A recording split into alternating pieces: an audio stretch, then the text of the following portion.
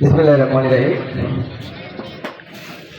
আমি আজাদ ভূঁইয়া সুলতানপুর ঐতিহ্যবাহী খেলার মাঠ থেকে সকলকে আন্তরিক অভিনন্দন জানাচ্ছি আজকের এই আয়োজনের পিছনে যাদের নামটি ইতিমধ্যেই জড়িয়ে আছে 99 ডেজ, তাদেরকে আন্তরিক অভিনন্দন ও মোবারক জানাচ্ছি। সকলকে ঈদ মোবারক।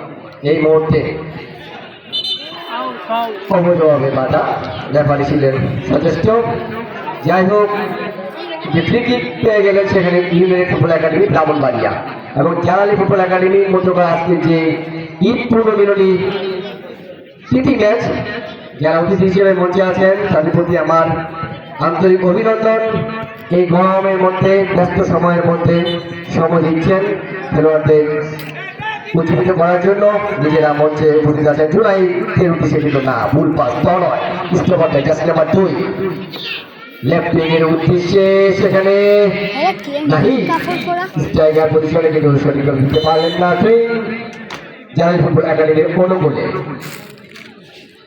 এতক্ষণ যিনি ধারাভাষ্য দিচ্ছিলেন ব্রাহ্মণবাড়িয়ার অত্যন্ত সুনামধন্য ধারাভাষ্যকার এবং একজন কার্ডিওলজিস্ট ডাক্তার আব্দুল মতিন সেলিম।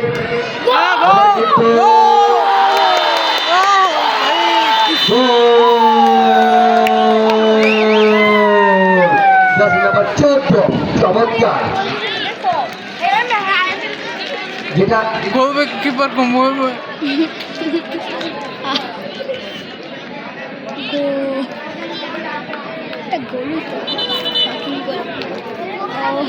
আপনারা জানেন যিনি ধারাভাষ্য দিচ্ছিলেন ইতিমধ্যেই অত্যন্ত ব্রাহ্মণবাড়িয়ার পরিচিত মুখ ডাক্তার আব্দুল মতিন সেলিম। তিনি কিন্তু এই গ্রামেরই সন্তান, এই সুলতানপুরের। যাই হোক, 1-0 গোলে জালালি ফুটবল একাডেমি ইতিমধ্যেই প্রথমার্ধে এগিয়ে গেল। কিকঅফের মাধ্যমে আবারও সাব্বির জাতির বাচ্চা তনয়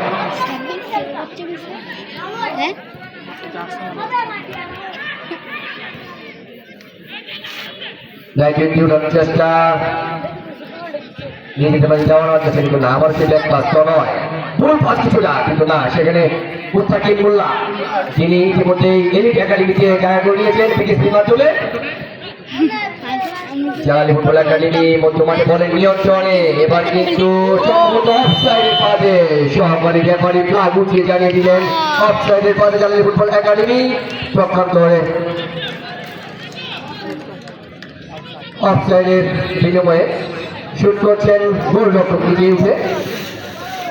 1-0 গোলে পিছিয়ে আছে ইউনাইটেড ফুটবল একাডেমি। আপাতত প্রথমার্ধের খেলা চলছে। হ্যাক করলেন ফয়সাল, রাখতে পারলেন না প্রচেষ্টায় ইউনাইটেড উদ্দেশ্যে দলীয় অধিনায়ক এবং স্ট্রাইকার ঢোকার চেষ্টা কিন্তু না, বাজার মুখে এখনো জমাট রক্ষণ পান।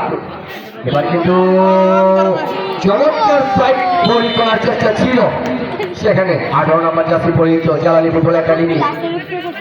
কোনো বিপদ হয়নি, আপাতত 1-0 গোলে এগিয়ে জালালি ফুটবল একাডেমি সুলতানপুর।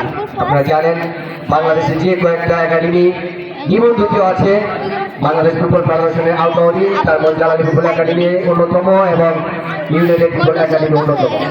আমরা জানেন ইউনাইটেড ফুটবল একাডেমি ইতিমধ্যেই বেশ কিছু প্লেয়ার ঢাকায় এডিট পজিশনে যারা আছে ইউথ লেভেলের খেলা খেলে থাকে, তার মধ্যে 3 জন ইতিমধ্যেই এই মাঠে উপস্থিত। ফয়সাল অনিশের দলীয় অধিনায়ক, আছেন নাজমুল মুস্তাকিম মোল্লা, আছেন সিয়াম 15 বাংলাদেশ যেটি আন্তর্বিভাগীয় চ্যাম্পিয়ন হয়েছে ব্রাহ্মণবাড়িয়া, সেই ব্রাহ্মণবাড়িয়ার কৃতি সন্তান। আপনারা ইতিমধ্যে জানেন এই সুলতানপুর মাঠে অনেক খেলেছেন উত্তম ভাই, যিনি ইস্তফা ছিলেন তার সুযোগ্য সন্তান এই তনয়। তিনি কিন্তু সেরা খেলোয়াড়ের পুরস্কার ইতিমধ্যেই অর্জন করেছেন বিভাগীয়ভাবে। চমৎকার পরিবেশ এই সুলতানপুর মাঠ। যে কথাটি বলছিল কিছুক্ষণ আগে ধারাভাষ্য হিসেবে ডাক্তার আব্দুল মতিন সেলিম ভাই, যে কয়েকটা মাঠ ব্রাহ্মণবাড়িয়ার ফুটবলের নাম বহন করে, তার মধ্যে সুলতানপুর এবং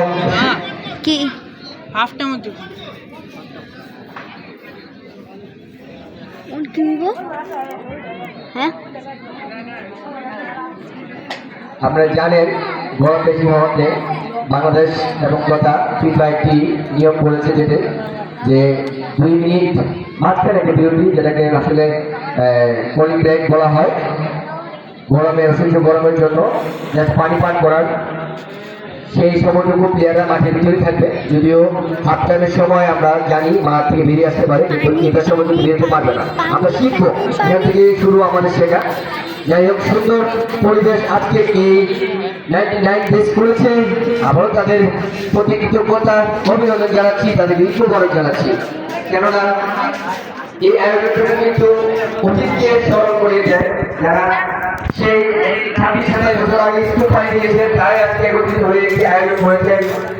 যারা গ্রামের গুণী মুরব্বীদেরকে আজকে এই মঞ্চে একত্রিত করেছেন, আজকের একটি 2 দলকে একত্রিত করেছেন, সেই জন্য তাদেরকে আসলেই